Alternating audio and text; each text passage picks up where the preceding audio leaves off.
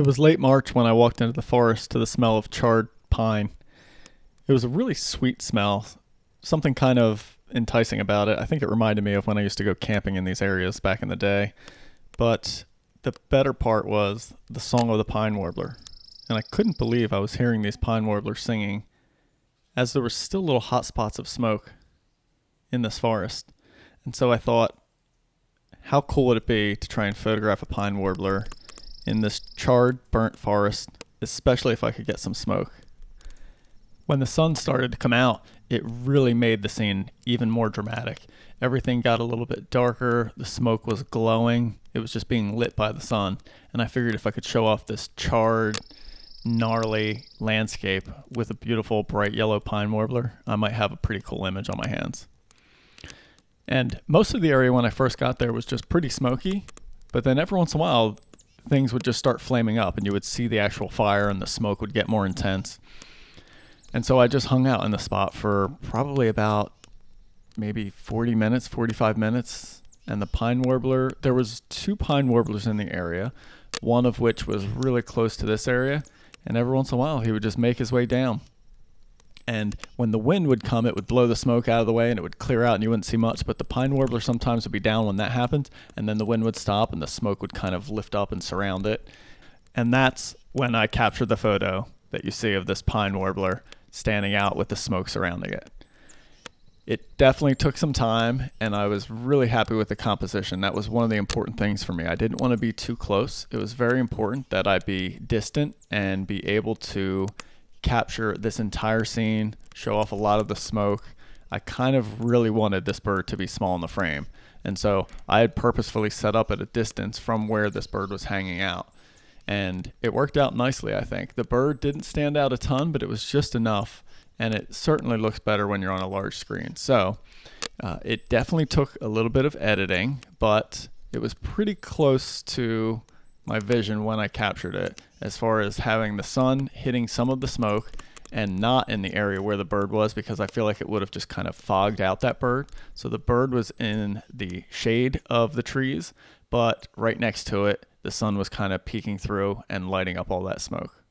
Okay, so let's take a look at how I edited this photo. All right, you can see I severely underexposed the bird, but that was on purpose because if you look over here on this side, the smoke is pretty bright getting into a bright white area. So I specifically exposed for that smoke that was getting hit by the sun there. And I also went with a nice lower ISO there, which helped out a lot.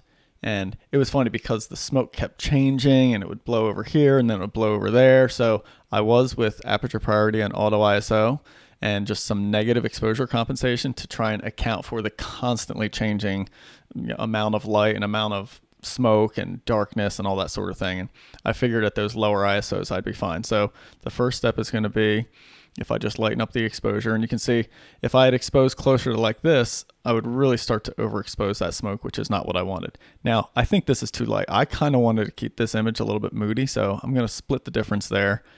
And then I'm going to drop the highlights to get more detail on that smoke. And then we'll lift the shadows up a little bit, maybe not that far. And then I'll drop the blacks to maintain some contrast there.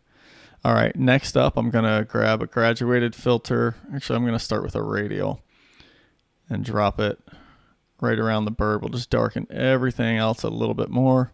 Oh, and a crop. Let's crop a little bit out of that bottom area there and a little bit off the left-hand side there. Something like that should be good.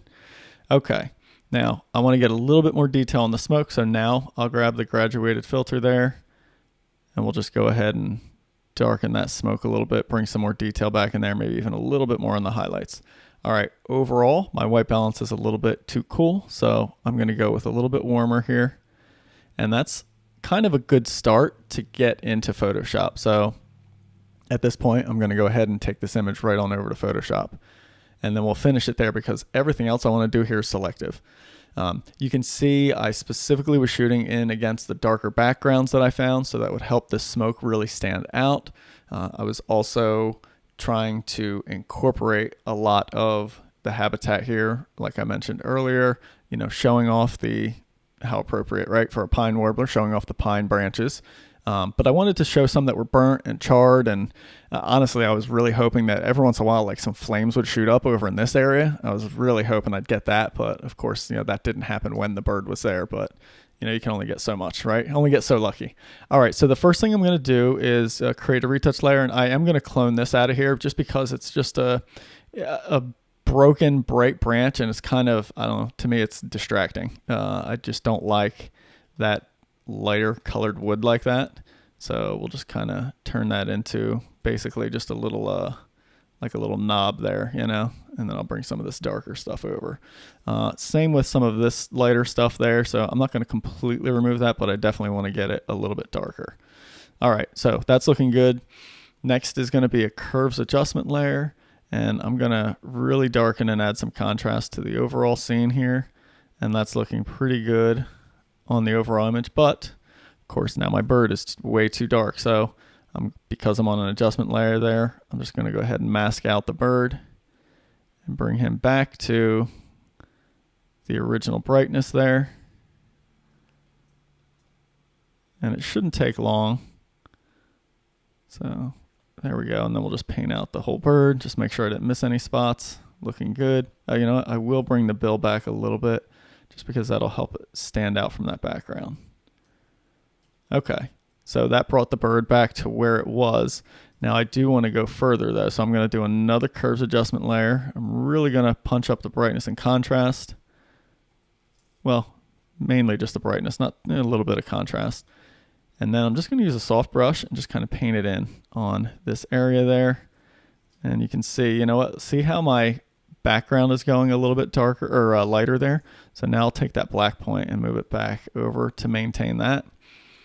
And then I'm just going to do one more curves layer, and I'm just going to do it right on the head of the bird here. Maybe a little bit of the breast, right? Something like that. There we go. Bird standing out nicely now. The whole left side of this I want to go warmer, so we're going to throw a little bit more red and a little bit more yellow. And there we go, right? That's a good warmer tone over here, but it takes away that cool blue smoke, which I feel like, I don't know, it feels like it's the right color for it, right? Usually smoke in the shade like that, you kind of get those blue tint to it and stuff like that. So I'm going to paint in some of this warmth. I want to do it a little bit in that bokeh, a little bit there, and maybe a little bit across there. Next up, I'll do a burn curve, which is basically like that. And then I'm just going to kind of really darken down this log down there. Maybe that spot there just to make the smoke a little bit more dramatic. And then there we go. That's pretty much where we're going to end up. Now, I don't know. I'm editing this after I already had the first original done, so I don't know if this is exact, but generally speaking, this is the kind of edit I did. So we'll go ahead and hit save on that. And then just show you the final image nice and large one more time. So there you have it, guys. Thanks so much for following along on this one. I hope you really enjoyed this and learned something about the creation and the thought process that went into this photo. It was such an amazing experience when I walked into that forest and saw the smoke and then heard the pine warblers and put the two together in my head. And then the sun came out, and like I said, I started seeing how it was glowing through. So I set up for my favorite style of lighting, which is backlight, and I love drama in my photos to begin with, and this just added a whole other element of drama. And most importantly, and I think this is what really kind of connected it all for me, it's the story that it tells. So this fire came from a prescribed burn in New Jersey where I live. This past spring, they had done a lot of prescribed burns in a lot of areas that I'm sure needed it. And it's amazing how fast the forests rebound from that. I know the pineland forests where I live are almost dependent upon natural fire. And so it also helps to prevent, as far as I know, it helps to prevent, raging forest fires that will completely destroy it. So these fires basically just destroy the undergrowth. I shouldn't even say destroy. They burn the undergrowth and kind of clear it out. And then within a month, there's all kinds of green growing back through it again. And so this is a big story of the rejuvenation of these forests. And that's where these pine warblers live. That's where they come to nest. They fly up from southern areas to New Jersey and some areas further north to nest and raise their young. And it was so fascinating to me to see them flying in when this fire had just taken place and taking advantage of it. Some of the logs had insects that were flying out of it from the smoke and from the heat, I'm sure. And these pine warblers were just taking advantage of it and grabbing up the insects and feeding really well. And it was so neat to see how that all connected. And hopefully I was able to capture that story and share that with you in this photo. Thanks so much for watching.